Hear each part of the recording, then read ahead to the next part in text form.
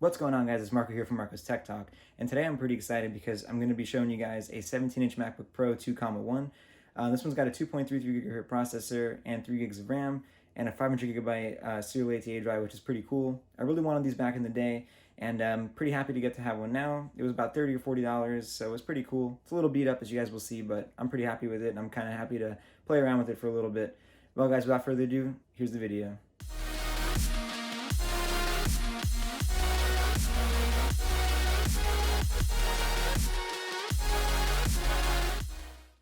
Alright, so here it is, the MacBook Pro. This is a 2.1 MacBook Pro. I think it's a 2.33 gigahertz processor. Can't remember for sure off the top of my head, but I think that's what it is. So this is actually the first video I'm shooting with my iPhone 11. Instead of my, well, I have my 7 Plus also recording for different angles and stuff like that, but the first one I'm primarily using with the 11. So we'll see how that comes out. This person packages this really well. Almost too well. Sorry, it's definitely seen some better days, that's for sure. I have no idea what this black line running through the Apple is. Maybe something got stuck between there. I don't know. But this is supposed to work just fine. Definitely a little bit of damage on it and some bends. I mean, it was sold as parts of repair, but it actually works fine. The battery even still lights up. It's supposed to work fine. It's just I got it pretty cheap because it's got some physical damage to it. But like I said, it should work fine. We'll go ahead and actually open this up now and take a look. The seller said the screen doesn't always stay closed due to the bend, but I'm not really sure what a problem that might be. It's a little bit of keyboard damage, nothing crazy. Just some kind of wear on the keys. But overall, it looks pretty nice. Trackpad looks nice. And the clicking feels good on it too. This actually feels pretty good overall. I'm actually pretty surprised with how good it seems to be, other than some dirtiness. It's probably, honestly, this probably just is a really good cleaning, and it'll probably look great. Nothing, I don't know if I could do anything about the keys though, but I don't really care that much. It's kind of play around with. So let's see. Yeah, I feel some kind of looseness in the hinge, as you guys can see there. That's nothing too bad. Not a big deal. I'm not too concerned with that. I do want to fix the bends kind of. I did buy this with the idea anyway to maybe take it apart and unbend some parts of it. I guess it just kind of depends what a pain that might be, and maybe I don't want to break something that works, you know. So let's see. It definitely has some trouble closing, like the guy said. So you have to like close it a certain way or something like that. I don't know. But we'll worry about that another time. Oh no, I think I see what we have to do. Maybe this? Nope. I don't know, whatever, we'll mess with that another time. Anyway, so the main damage looks like it's down here in the area right here for the screen. Looks like it's cracked actually, maybe. Looks like it did crack a little bit, it's not too bad. Maybe bend that back. And yeah. Anyway, let's go ahead and power it on and see what it does. The disk drive definitely sounds kind of sleepy.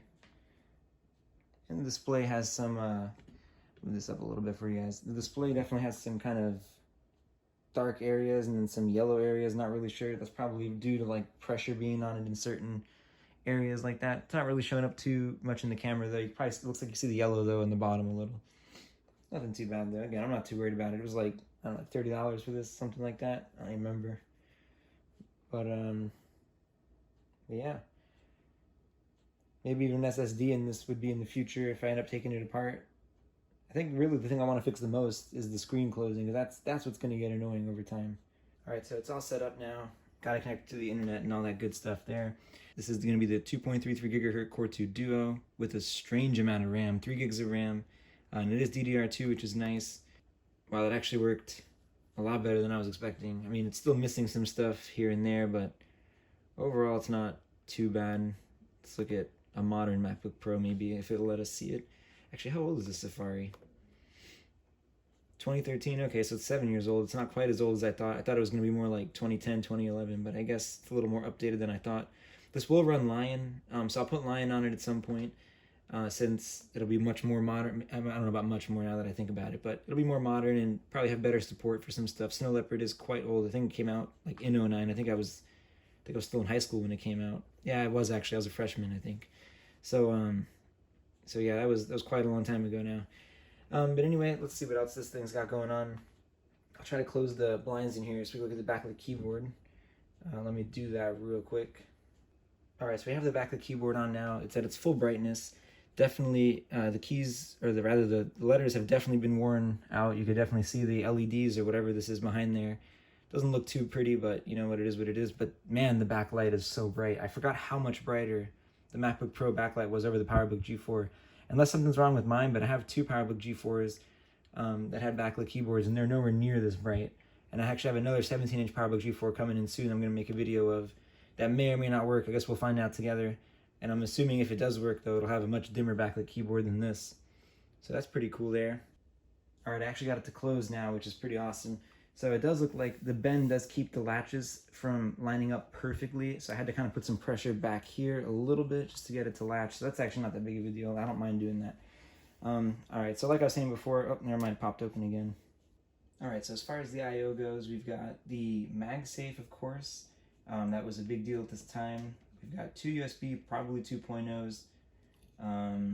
We've got, let's see, it looks like we have a line in and then a headset jack out on the left side of the computer, and of course the express card slot. And on the other side of the computer, let's take a look and see what we've got. Looks like we've also got a DVI, which is pretty nice to have. Ethernet, which is cool too. Firewire 800, 400, and another USB port, so that's nice. Well, alright guys, that's pretty much going to sum up the video at this point. If you guys want to see this computer doing anything else, just go ahead and leave it down in the comments below. I'll try to make another video based on what you guys want to see. And yeah guys, besides that, I appreciate you watching the video. Remember to subscribe to the channel. And yeah guys, thanks a lot.